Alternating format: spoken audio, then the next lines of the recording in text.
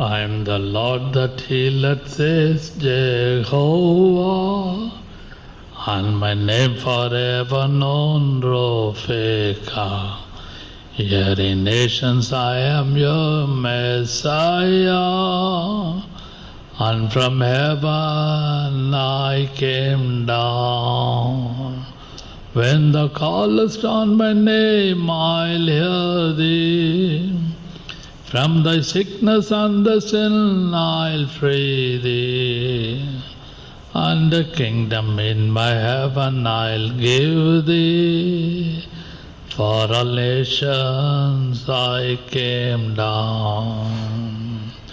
I have heard thy pleading son, thy cluster. I will lead and show the way, thy master. Come, ye fearful isle alone, nature. It from heaven I came down. When thou callest on my name, I hear thee. From thy sickness and the sin I free thee. And the kingdom in my heaven I give thee. For all nations I came down. Sure I have borne their pains and weakness. They like sheep have gone astray through weakness. But me they found their health with meekness. For their healing I came down. When thou callest on my name, I hear thee. From the sickness and the sin I'll heal thee. And kingdom in my heaven I give thee. For the nations I came down. Amen. Praise the Lord. கர்த்தருடைய வசனத்தை நாம் தியானிக்கலாம்.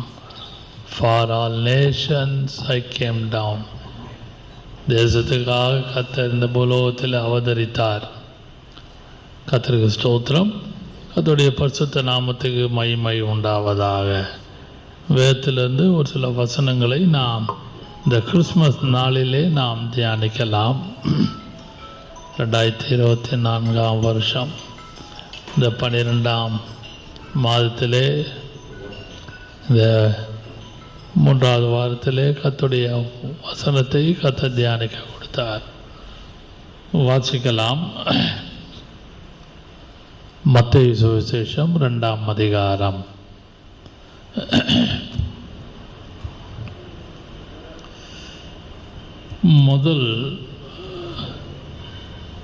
நீங்கள் 1ஆம் வசனத்தையும் 3ஆம் வசனத்தையும் அல்லது முதல் 3 வசனங்களை வாசிக்கலாம். Matthew's gospel chapter 2 verses 1 to 3.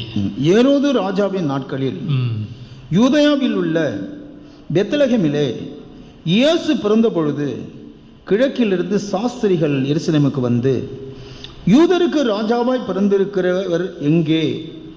கிழக்கிலே அவருடைய நட்சத்திரத்தை கண்டு அவரை பணிந்து கொள்ள வந்தோம் என்றார்கள். ஏரோது ராஜா அதை கேட்டபொழுது அவனும் அவனோடு கூட எருசலேம் நகரத்தார் அனைவரும் கலங்கினார்கள். கவனியுங்கள். எருசலேம் நகரத்தார் அனைவரும் கலங்கினார்கள். இந்த காலைவெளியிலும் இந்த கிறிஸ்துமஸ் நாளிலே நான் கர்த்தரை ஸ்தோத்திரிக்கிறேன். இந்த நாளை கர்த்தர் நமக்கு கூட்டி கொடுத்த கிருபைக்காக அவருக்கு ஸ்தோத்திரம். நீங்கள் நகரத்தார் அனைவரும் கலங்கினார்கள். யூதேயாவில் பெத்லகேமிலே இயேசு பிறந்த பொழுது, அவர்கள் இயேசு பிறந்த பொழுது, when Jesus was born, and the Herod and the king heard these things, he was troubled, and all Jerusalem with him. there was a trouble when Jesus was born. இயேசு பிறந்த பொழுது நகரத்தார் எல்லாரும் அனைவரும் கலங்கினார்கள். When Jesus was born, whole Jerusalem got into the trouble. கவனிங்கள், பொதுவாக birthday ஒரு வீட்டில் பர்த்டேன்னு சொன்னால் மகிழ்ச்சியாக இருக்கும், சந்தோஷமாக இருக்கும், ஆனந்தமாக இருக்கும், நல்ல உணவு வகைகள் உண்டு, அல்லது ஹோட்டலுக்கு போவாங்க, புது ட்ரெஸ்ஸு அந்த பிள்ளைக்கோ குழந்தைக்கோ யாருக்கு வேணுமாலும் போடும். அந்த டே ஆஃப் பர்த்டே, பிறந்த நாளில் இதெல்லாம் உண்டு, மகிழ்ச்சியும் சந்தோஷமும் உண்டு அந்த day of birthday in human being.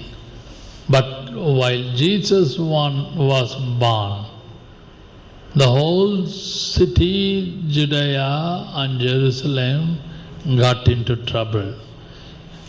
யூதா எருசலேம் முழுவதும் ஜனங்கள் கலங்கினார்கள்.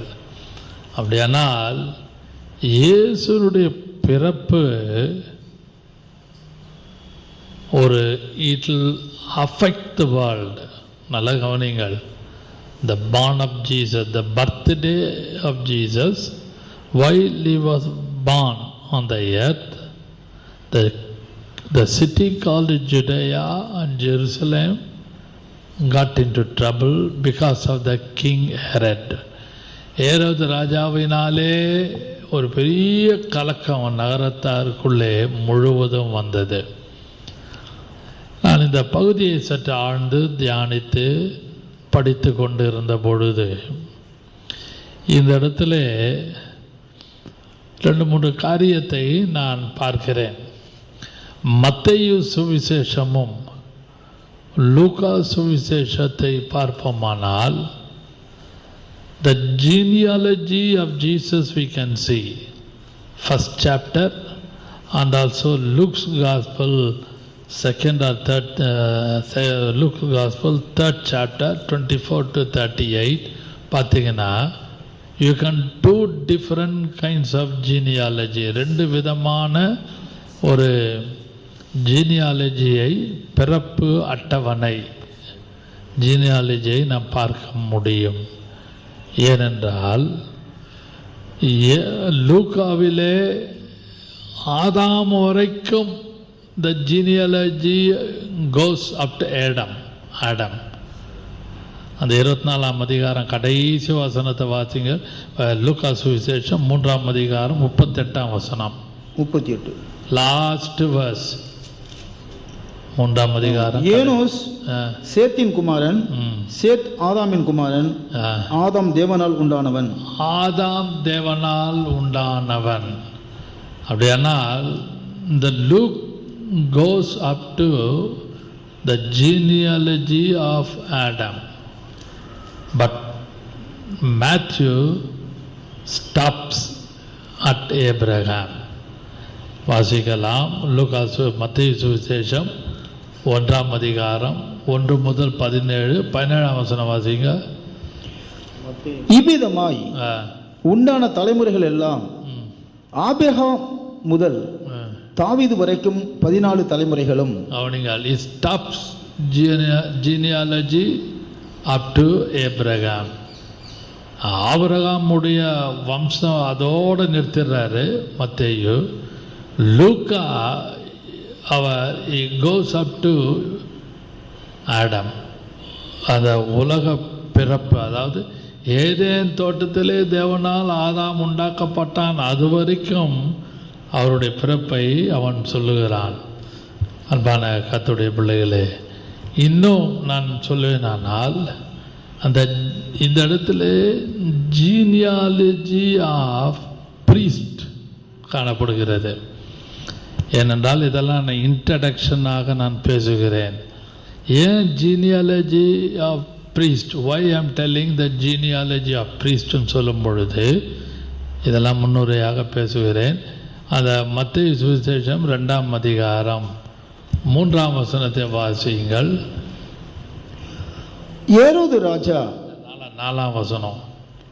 அவன் பிரதான ஆசாரியர் ஜனத்தின் வேத பாரகர் எல்லாரையும் கூடி வர செய்து போதும். He called all scribes and priests. King Herod called all priests and scribes. அதனாலே அவங்க ஜீனியாலஜி ரொம்ப முக்கியம். Not only the birth of Jesus, இயேசு பிறப்பு மட்டுமல்லாமல் இந்த இடத்துல நாம் பார்க்கும் பொழுது ரெண்டு விதமான பிறப்பையுடைய அட்டவணையை நாம் பார்த்தோம். அது மட்டுமல்லாமல் வேதபாரகர் ஆசாரியருடைய அந்த ஜீனியாலஜியை பார்க்கும் பொழுது எஸ்ரா 2ஆம் அதிகாரம் 63ஆம் வசனம், 61, 62, 63. எஸ்ரா 2ஆம் அதிகாரம் 61, 62, 63. 63 வாசியுங்கள். 63. எஸ்ரா 2:63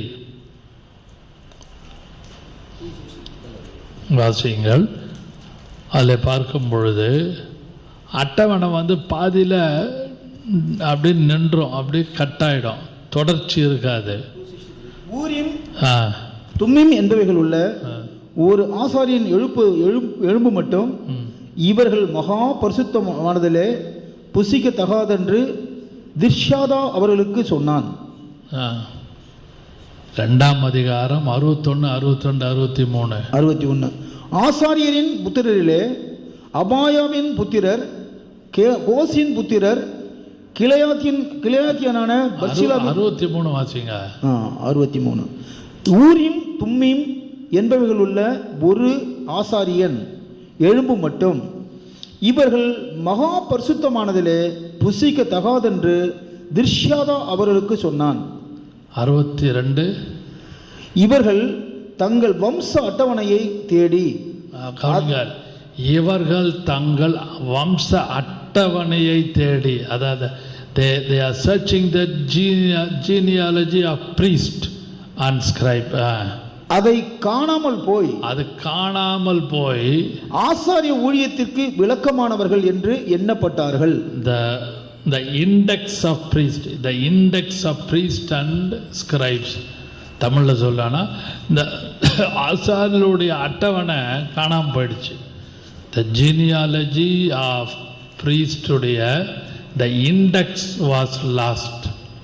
அதே சேம் இன் நெகேமியா 7ஆம் அதிகாரம் 63, 64 வாசிங்க. நெகேமியா 7ஆம் அதிகாரம் 63, 64, 65, 64 வாசிங்க. இவர்கள் தங்கள் வம்ச அட்டவணையை தேடி அதை காணாமல் போய் ஆசாரிய ஊழியத்துக்கு விளக்கமானவர்கள் என்று எண்ணப்பட்டார்கள். Here also we can see both in Ezra and Nehemiah the index of priest and scribes, the index was lost. அந்த இண்டெக்ஸ் அட்டவணை காணாமல் போடும். அன்பான கர்த்தருடைய பிள்ளைகளே, இந்த ஜீனியாலஜியில் இந்த ஏரோது மத்தேயு 2ஆம் அதிகாரத்தில் முதல் 10 வசனத்தில் நாம் தியானிக்க போகிறோம். வேதபாரகர், ஆசாரியர், ஏரோது இவங்கெல்லாம் they are involved in birth of Jesus. இவங்கெல்லாம் ரொம்ப and wise men also. சாஸ்திரிகளும் இன்வால்வ் அல்ல. இதில் இடத்த பார்க்கும்பொழுது வேதபாரகருடைய ஜீனியாலஜி ரொம்ப முக்கியம். லூக்கா ஆதாம் வரைக்கும் உள்ள ஜீனியாலஜியை சொல்கிறாரு. மத்தேயு ஆபிரகாமோட அந்த ஜீனியாலஜியை நிறுத்துறாரு. இந்த Ezra நெகேமியாவில் the index was lost. அந்த அட்டவணை, ஆசாரோட அட்டவணையே காணாமல் போயிடுது. இதெல்லாம் இதோடு சேர்ந்து நாம் வாசித்து தியானிக்க நாம் கடமைப்பட்டிருக்கிறோம். கமிங் டு த பாயிண்ட், இங்கே நான் முக்கியமாக சொல்ல வேண்டிய காரியம், இயேசு பிறந்த பொழுது 3 groups are involved. King Herod and his group, and then scribes and priests, they were involved. The second group, third group, the wise men involved. மூன்று விதமான கூட்டத்தாரை அவர்களுடைய கிரியைகளை இயேசுவின் பிறந்த தினத்தை குறித்து நாம் ஓரளவு தியானிக்கலாம். The event is more important than the date. Date is not told in the Bible. There is no reference in the Bible. Bible எந்த விதமான ரெஃபரன்ஸ் இல்லை about the date. But the event, சம்பவம் ரொம்ப முக்கியம். நான் இந்த வசனத்தை வாசித்து தியானித்து கொண்டிருந்த பொழுது நான் சொன்ன மூன்று விதமான கூட்டத்தார் அல்ல காணப்பட்டார்கள். இயேசு பிறந்த பொழுது அங்கே என்ன நடந்தது என்றால், whole nation was in trouble. எல்லா நகரத்தாரில் இருக்கிற எல்லாருக்கும் கலக்கம் உண்டாயிற்று. அவனிகள் முக்கியமான குறிப்பு, ஒரு பர்த்டேன்னா, ஒரு வீட்டில் பர்த்டே, ஒரு ஃபேமிலியில் பர்த்டேன்னா ரொம்ப சந்தோஷமாக இருப்பாங்க, ஜாலியாக இருப்பாங்க, ஹோட்டலுக்கு போவாங்க, சாப்பிடுவாங்க, புது ட்ரெஸ் வாங்கி போடுவாங்க. அதுதான் உலகத்தில் உள்ள பர்த்டேவுடைய ஒரு காரியங்கள். ஆனால் இயேசு பிறந்த அந்த சம்பவத்திலே லாட் ஆஃப் ட்ரபிள், நகரத்தார் அனைவரும் கலங்கினார்கள். அதான் மத்தேயு சுவிசேஷம் 2ஆம் அதிகாரம் நாம் பார்க்கும் பொழுது அந்த நகரத்தார் முழுவதும் கலங்கினார்கள். மேத்யூ 2:2-3 பார்க்கும் பொழுது the city was in great trouble.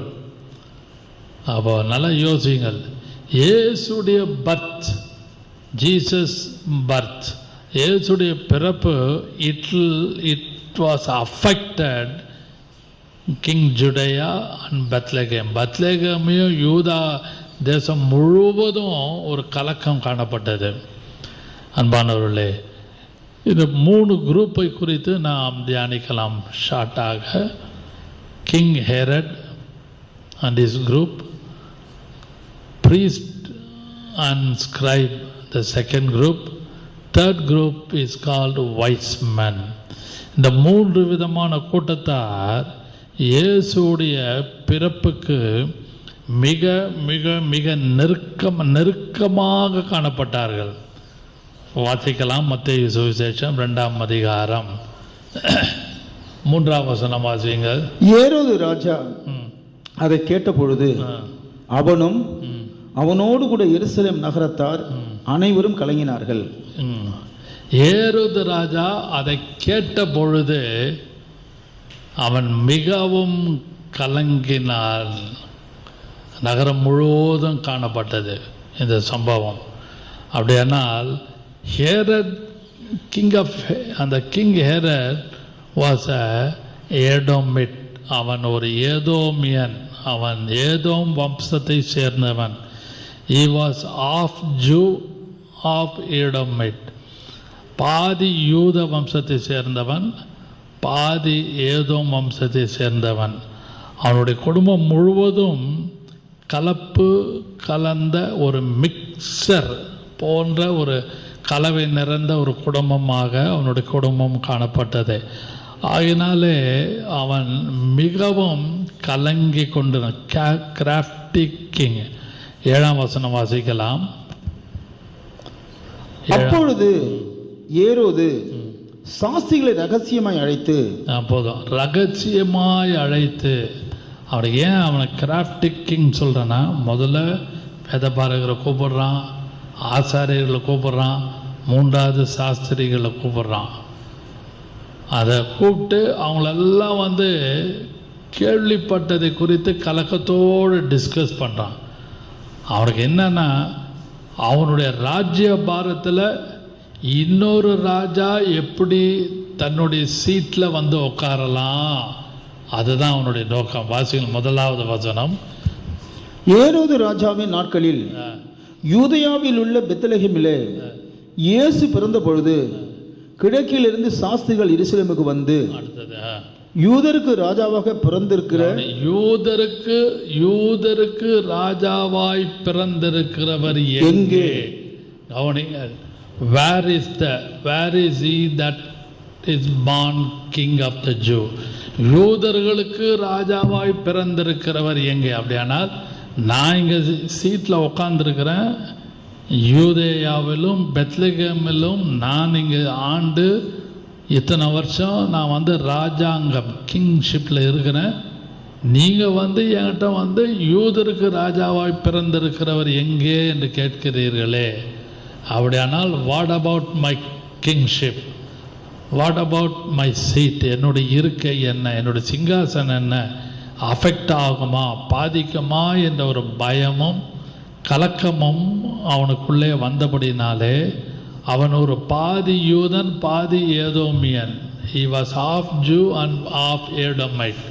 இதுக்குள்ளே அவனுக்கு கலக்கமும் கஷ்டமும் வந்தபடினாலே அவனுக்குள்ளே இருந்த பிறவி குணம், அவனுக்குள்ளே இருந்த ஒரு பிறவி குணம், எப்படியாவது இயேசுவை கொலை செய்ய வேண்டும் என்ற சிந்தையோடு தான் அவன் பெத்லகேமை ஆண்டு கொண்டு வந்தான். கவனிங்கள், அவன் ரொம்ப சாதாரண, அவனுடைய ரியாக்ஷனை குறித்து நான் பேசுகிறேன். இன்றைக்கி நம்மளுடைய ரியாக்ஷன் எப்படி இருக்கிறது? மேபி நம்மளுடைய ரியாக்ஷன், அதாவது நம்மளுடைய எதிர்வினை, ரியாக்ஷன் சொல்லும் பொழுது எதிர்வினை கர்த்தருக்கு முன்பாக அவன் ஒரு ராஜாவாக இருந்தாலும், அவன் யூதேயாவை ஆண்டு கொண்டு இருந்தாலும், அவன் ஒரு குடும்பத்திலே அவன் காணப்பட்டு இருந்தபடினாலே அவனுடைய ரியாக்ஷன் எப்படி இருந்தது? எப்படியாவது ரகசியமாக அழைத்து அந்த இயேசுவாகி அந்த பிள்ளையை கொலை செய்ய வேண்டும் என்று அவன் வகை தேடி சுற்றி கொண்டு இருந்தான். அதனால்தான் அவனை வந்து ஒரு கிராஃப்டி கிங் என்று சொல்லி, அவன் ஒரு தந்திரமான ஒரு ராஜா. எவ்வளவு தந்திரமாக கிரியை செய்ய வேண்டுமோ அவன் கிரியை செய்து கொண்டிருந்தான். இன்றைக்கும் இந்த கிறிஸ்மஸ் நாளிலே நீங்களும் நானும் நமக்குள்ளே ஒரு பிசாசினுடைய தந்திரங்கள் தெரியாதவைகள் அல்லவே என்று சொல்கிறார் பவுல்.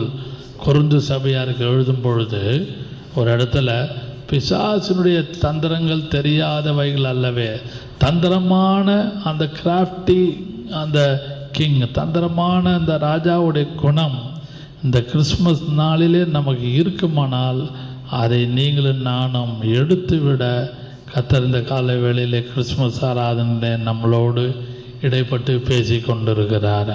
அதனாலே அந்த தந்திரமாய் அவன் கிரியை செய்ததை நீங்களும் நானும் பின்பற்றாத இருக்கும்படியாக இந்த காலை வேளையிலே இந்த ஆராதனையிலே கிறிஸ்மஸ் தினத்திலே கர்த்தர் நமக்கு உள்ளத்தின் ஆழத்திலே ஒரு கிரியையும் கிருபையும் கொடுத்து அதிலிருந்து வெளியே வரும்படியான கிருபையை கர்த்தர் கட்டளையிடுவாராக. இரண்டாவதாக இன்னொரு குரூப்பை குறித்து நாம் பார்க்கலாம். மத்தேயு சுவிசேஷம் 2ஆம் அதிகாரம் 4ஆம் வசனம் வாசியுங்கள். அவன் பிரதான ஆசாரியர் ஜனத்தின் வேத பாரகர் எல்லாரையும் கூடி வர செய்து, கவனிகள், அவன் ஜனத்தின், மறுபடியும் வாசியுங்கள். அவன் பிரதான ஆசாரியர் ஜனத்தின் வேத பாரகர், he picked some people, picked out, வேத பாரகர் ஆசாரியர் எல்லாரையும் கூடி வர செய்து கிறிஸ்துவானவர் எங்கே பிறப்பார் என்று அவர்களிடத்திலே விசாரித்தான். முதல்ல அவனும் அவனுடைய கூட்டமும் ரொம்ப தத்தளித்தாங்க. First group, king and his group, they were in trouble. ரொம்ப கலக்கமாக இருந்தாங்க. on the day of birthday of Jesus, on the day of Jesus was born, அந்த பிறந்த நாளிலே ஒரு சந்தோஷமாக இருக்க வேண்டிய காலகட்டத்திலே, மகிழ்ச்சியாக இருக்க வேண்டிய காலகட்டத்திலே அவன் ஒரு தந்திரமாக கிரியை செய்து அவன் எல்லாரையும் தேசம் முழுவதையும் ஒரு ட்ரபிள்குள்ளே கலங்க பண்ணி கொண்டு இருந்தான்.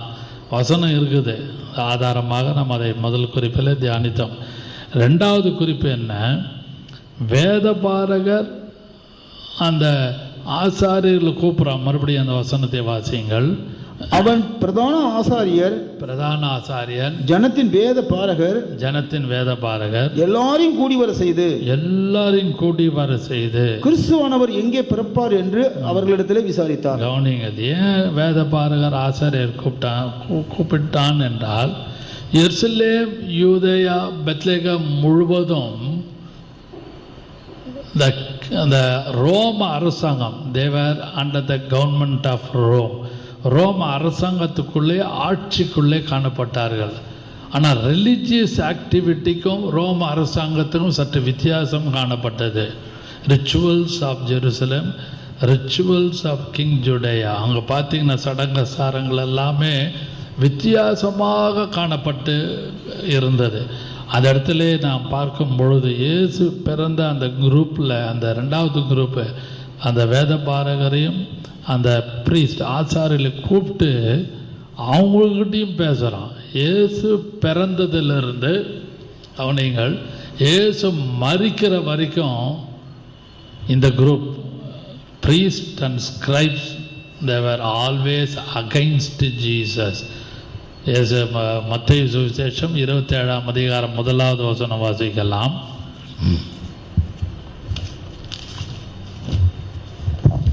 விடியற் காலமான போது சகல பிரதான ஆசாரியரும், விடியற் காலமான போது சகல பிரதான ஆசாரியரும் ஜனத்தின் மூப்பரும் இயேசுவை கொலை செய்யும்படி, Matthew 27:1, இயேசுவை கொலை செய்யும்படி அவருக்கு விரோதமாக ஆலோசனை பண்ணி, பிரதான ஆசாரியரும் வேதபாரகரும் இயேசுவை கொலை செய்ய வகைத்து, right from the beginning of the birth of Jesus until his death, இயேசுடைய பிறப்பிலிருந்து முடிகிற வரைக்கும் இந்த செகண்ட் குரூப் ப்ரீஸ்ட் அண்ட் அந்த ஸ்கிரைப்ஸ் வேர் ஆல்வேஸ் அகைன்ஸ்ட். ஏன்னா இந்த இடத்துல, இந்த ஆலயத்தில், ஏரோது கட்டின அந்த ஆலயத்தில், அந்த டெம்பிளில் வந்து நாங்கள் தான் ஊழியம் செய்யணும், இயேசு அதுக்குள்ளே வரக்கூடாது என்று அவர்கள் கங்கணம் கட்டி கொண்டு இருந்தார்கள். அவர்களுடைய அந்த மத்தேயு, மார்க், லூக்கா 3 சுவிசேஷங்களை படித்து பாருங்கள். யோவான் 4 சுவிசேஷத்தில் இயேசு எங்கெல்லாம் போனாரோ these priests and scribes were followed him. இயேசு போன இடம்லாம் பின்பற்றி கொண்டே இருந்தாங்க.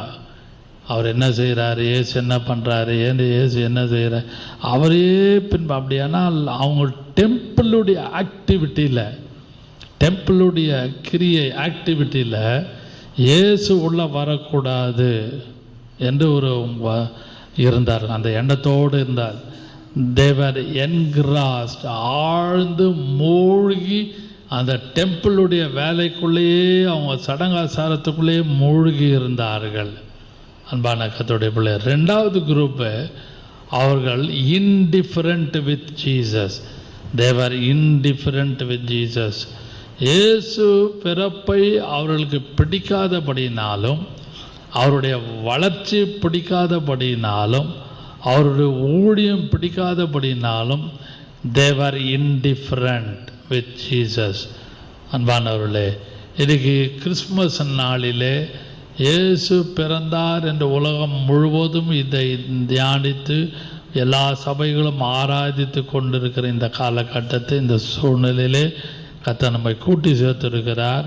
இதில் ரெண்டாவது குறிப்பை நான் முக்கியப்படுத்துவேனானால், தேவர் இன்டிஃபரண்ட். நீங்களும் நானும் ஏதாவது ஒரு விஷயத்தில், அது குடும்ப காரியமோ அல்லது வேலை ஸ்தலமோ ஊழியத்திலேயோ, கர்த்தருக்கு அடுத்த விஷயத்திலே நாம் ஒரு இன்டிஃபரண்ட்டாக இருப்போமானால், இந்த கிறிஸ்மஸ் நாளிலே கர்த்தர் நம்மளோடு பேசி அந்த குணத்திலிருந்து கர்த்தர் நமக்கு விடுதலை கொடுக்கும்படியாக ஒவ்வொரு நாளும் ஜெபிக்க வேண்டும். ஹல்லேலூயா. ஏனென்றால் இந்த ரெண்டாவது ரியாக்ஷன், இந்த குரூப் பார்த்தீங்கன்னா தேவர் இன்டிஃபரண்ட். இயேசு தேவாலயத்துக்குள்ளே வரக்கூடாது. இன்னொரு வசனம் இருக்கிறது லூக்கா சுவிசேஷத்தில், அவர் எருசலேமிலே அந்த புஸ்தகத்தை வாசித்து படித்து பின்பு புஸ்தக சூழலை மடித்து பணிவிடைக்காரனிடத்தில் கொடுத்து விட்டு உட்கார்ந்தார். அதுக்கப்புறம் அவருக்கு எந்த வேலையும் கொடுக்கல. எந்த விதமான ஒரு ஆக்டிவிட்டி எருசலேமுக்குள்ள அந்த தேவாலயத்தில் இயேசுக்கு எந்த விதமான ஒரு அனுமதி கொடுக்கப்படவில்லை. நீங்கள் 4 சுவிசேஷத்தை அலசி ஆராய்ந்து படித்து பாருங்கள். இயேசு செய்த ஊழியெல்லாம் on the top of mountain in the wilderness. எருசலேமை விட்டு வெளியில தான் அவர் ஊழியம் செய்தார் ஒழிய, எருசலேமுக்குள்ள அவர் ஊழியம் செய்தார் என்ற வார்த்தை வசனம் மிக மிக மிக சொற்பம். அதனாலே கர்த்தர் நம்மை வைத்திருக்கிற இடத்திலே எப்படி நானும் நீங்களும் காணப்படுகிறோம் என்பதை பரிசுத்த ஆவியானவர் நம்மை பார்த்து கொண்டிருக்கிறார்.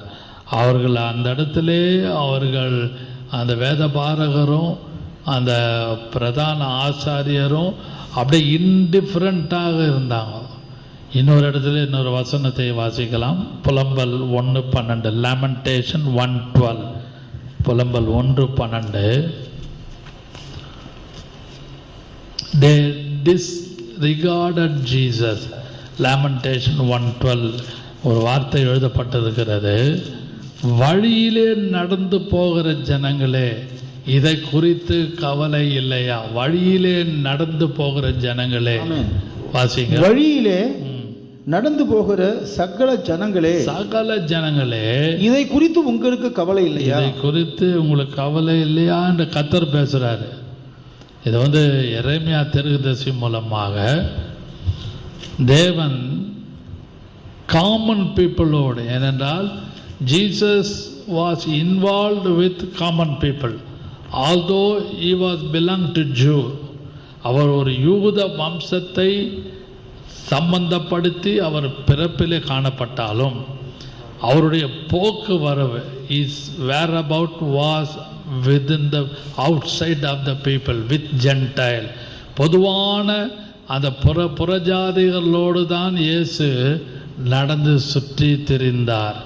அதனால் இந்த புலம்பல ஒரு வசனம் இருக்கிறது, வழியிலே நடந்து போகிற சகல ஜனங்களே, இதை குறித்து உங்களுக்கு கவலை இல்லையா என்று சொல்லும்பொழுது இயேசுடைய பிறப்பை குறித்து எந்த விதமான கவலை இல்லாமல், அவருடைய வாழ்க்கை குறித்து எந்த விதமான ஒரு உணர்வு இல்லாமல், அந்த காலத்திலே இயேசு பிறந்த காலகட்டத்திலே உள்ள ஜனங்களுக்கு ஒரு தீர்க்க தரிசனமாக இந்த வார்த்தை எழுதப்பட்டிருக்க, வழியிலே நடந்து போகிறவர்கள். அப்படியானால் இயேசு அந்த சிலுவையிலே அறையப்பட்டு அங்கே தொங்கிக் கொண்டு இருந்த பொழுது ஒரே ஒரு போர் சேவன் தான் இவர் மெய்யான தேவன் சொல்கிறான்.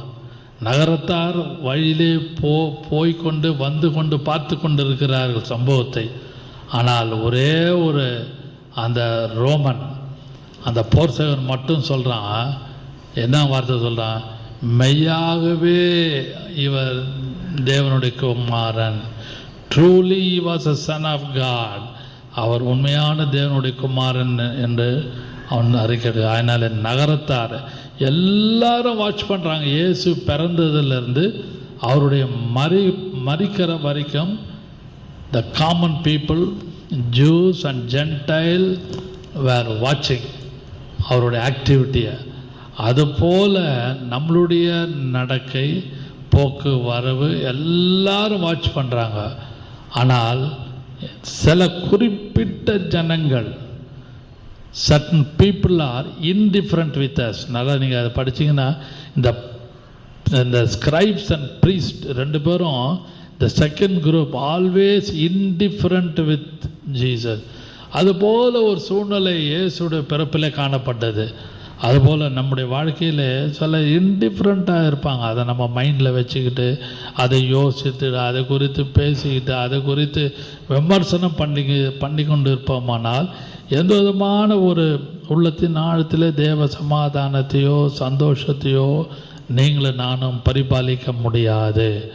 அதனால் ரெண்டாவது குரூப் என்னவென்றால் அது இன்டிஃபரண்ட் குரூப். முதலாவது தந்திரம் உள்ள ஒரு ராஜா, crafty king. Second group indifferent group. Praise the lord. மூன்றாவதாக வாசிக்கலாம். மத்தேயு சுவிசேஷம் 2ஆம் அதிகாரம் 7ஆம் வசனம் வாசியுங்கள்.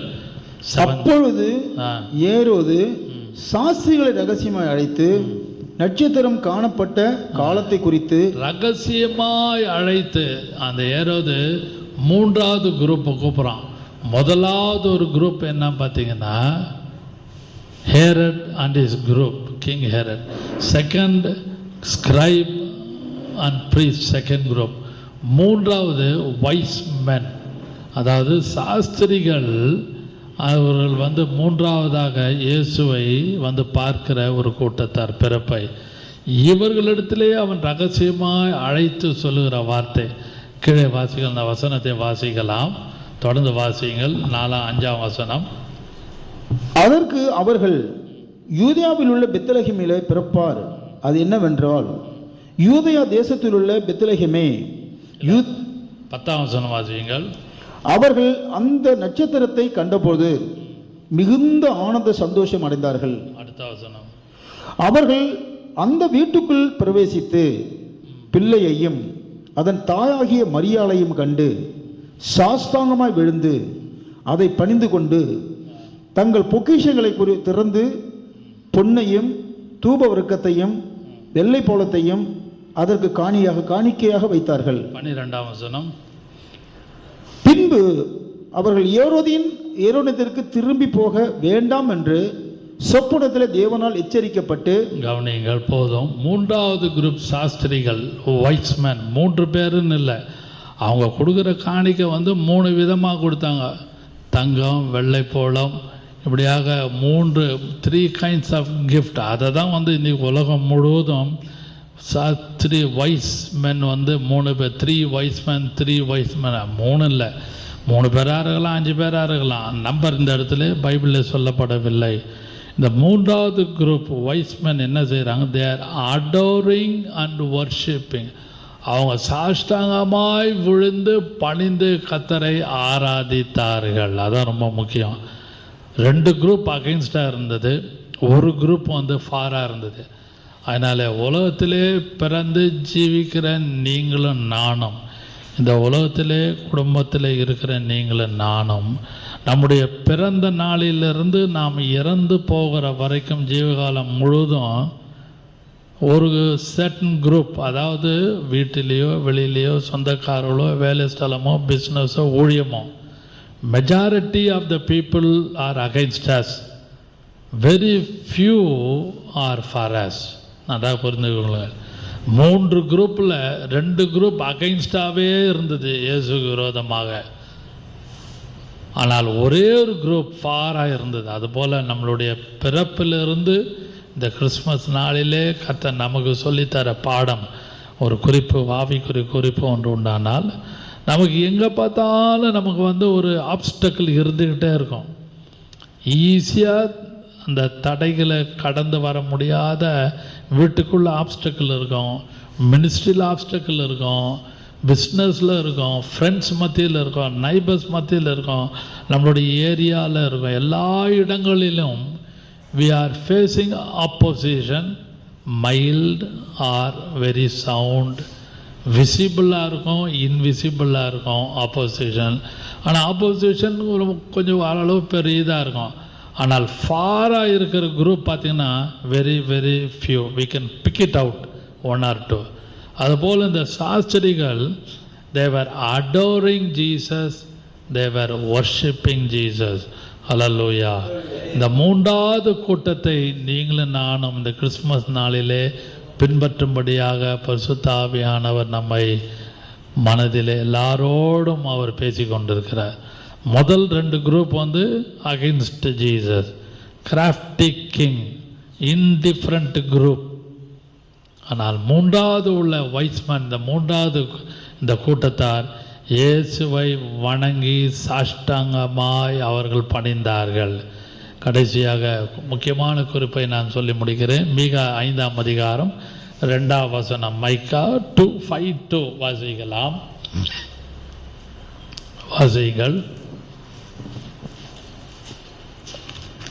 மீகா 5ஆம் அதிகாரம் 2வது வசனம். எப்ராத்தா எனப்பட்ட பெத்லகேமே, நீ யூதேயாவில் உள்ள ஆயிரங்களுக்குள்ளே சிறியதா இருந்தும் இஸ்ரவேலை ஆள போகிறவர் உன்னிடத்தில் இருந்து புறப்பட்டு என்னிடத்தில் வருவார். அவருடைய புறப்படுதல் அநாதி நாட்களாகிய பூர்வத்தினுடையது. ஆனாலும் பிரசவிக்கிறவன். போதும், கவனிங்க, மறுபடியும் வாசிங்க அந்த வசனத்தை, 2ஆம் வசனத்தை. எப்ராத்தா எனப்பட்ட பெத்லகேமே, நீ யூதேயாவில் உள்ள ஆயிரங்களுக்குள்ளே சிறியதா இருந்தும். இஸ்ரவேலை ஆள போகிறவர், the one who rules ஆள போகிற அந்த கர்த்தர் அந்த எருசலேமுக்குள்ளேயும் பெத்லேமுக்குள்ளேயும் யூதாவுக்குள்ளேயும் இஸ்ரவேல் நாட்டுக்குள்ளே வரப்போகிறபடினாலே அந்த நகரத்தார் முழுவதும் கலக்கம். இயேசு ஆளுகிற இடத்துல பார்த்தீங்கன்னா, நல்லா கவனிங்கள், ஒரு இம்பார்ட்டன்ட் பாயிண்ட், வாசிங்க மறுபடியும். எப்ராத்தா எனப்பட்ட பெத்லகேமே, நீ யூதேயாவில் உள்ள ஆயிரங்களுக்குள்ளே சிறியதா இருந்தும் இஸ்ரவேலை ஆளப்போகிறவர் உன்னிடத்தில் இருந்து புறப்பட்டு the ruling capacity எங்க இருக்குன்னா inside the heart. கிருபையின் காலத்திலே மைண்டில் இருக்குது, இருதயத்தில். ஆள போகிற கர்த்தர் அங்கே வரப்போகிறார் என்ற ஒரு தீர்க்க தரிசனம் எழுதப்பட்டது. கிருபையின் காலத்திலே நீங்களும் நானும் இயேசுவை ஏற்றுக்கொண்டிருக்கிறபடினாலே நம்மளுடைய இருதயத்தையும் நம்முடைய சிந்தையும் நம்முடைய எல்லாவற்றையும் கர்த்தர் ஆண்டு கொண்டிருக்கிறார். அதனாலே இயேசு உள்ளே ஆளுகை செய்கிறபடினாலே there is a warfare, ஒரு போராட்டம் இருந்து கொண்டே இருக்கும். அதனால்தான் கிதியோன் சொல்கிறான் நியாயாதிபதிகளை, கர்த்தர் நம்மை ஆளுவாராக, the Lord shall rule over us. நியாயாதிபதியில் ஒரு வசனம், the Lord shall rule over us, கர்த்தர் நம்மை ஆளுவாராக. ஒரு ஆளுகை வீட்டுக்குள்ளேயும் இருதயத்துக்குள்ளேயும் சிந்தைக்குள்ளேயும் இருக்கும் பொழுது அந்த இடத்துல பிசாசு அதை முழுமையாக அந்த ஆளுகை நடத்த விடாமல் தடுத்து கொண்டிருப்பான். இந்த கிறிஸ்துமஸ் நாளிலே கர்த்தாவே என்னை முழுவதுமாக ஆண்டு நடத்தும், என்னுடைய இருதயமானாலும் என்னுடைய சிந்தையானாலும் என்னுடைய குடும்பமானாலும் என்னுடைய ஃபைனான்ஸ் மேட்டர் ஆனாலும் என்னுடைய மினிஸ்ட்ரி ஆக்டிவிட்டி ஆனாலும் என்னுடைய பர்சனல் ஆக்டிவிட்டி ஆனாலும் எல்லாவற்றையும் நீர் ஆண்டு நடத்த எனக்கு கிருபை தாரும் என்று இந்த கிறிஸ்மஸ் நாளிலே கேட்கும் பொழுது கர்த்தர் கிருபையும் சமாதானத்தையும் மகிழ்ச்சியும் கொடுப்பாராக. ஹல்லேலூயா. 3 விதமான கூட்டத்தை நாம் தியானித்தோம். Crafty group, indifferent group and adoring group. நாம் ஜெபம் பண்ணுவோம். Praise the Lord. Hallelujah. Praise the Lord Jesus. நன்றியோடு உம்மை ஸ்தோத்திரிக்கிறோம் எங்கள் அருமையான பிதாவே. இந்த கிறிஸ்துமஸ் நாளிலே நீர் எங்களோடு இடைப்பட்டு பேசி எங்களை வழி நடத்தி கர்த்தாவே, உம்முடைய பிறப்பை குறித்து தியானிக்க கொடுத்த கிருபைக்காக உமக்கு ஸ்தோத்திரம். உலகம் முழுவதும் இந்த தினத்தை கொண்டாடினாலும் இந்த ஆவிக்குரிய ஜீவித்திலே இந்த 3 கூட்டத்தாரை எங்களுக்கு மாதிரியாக வைத்திருக்கிறீர். அதில் 2 கூட்டத்தாருடைய சுபாவங்கள் எங்களுக்குள்ளே எனக்குள்ளே காணப்படாமல் 3வது கூட்டத்தார் அந்த வைஸ்மேனுடைய கிரியை அடோரிங் அண்ட் வர்ஷிப்பிங் அந்த சிந்தையோடு நாங்கள் இந்த நாளிலே நாங்களும் ஆராதிக்க தொழுது கொள்ள கிருபை செய்வீராக. வந்த ஒருவரை ஆசீர்வதியும், இதை பார்த்து கேட்டுக்கொண்டு இருக்கிறவர்களை ஆசீர்வதியும். இயேசு கிறிஸ்துவின் ஜீவனுள்ள நாமத்தில் பிதாவே, ஆமென். Praise the lord. Offering time.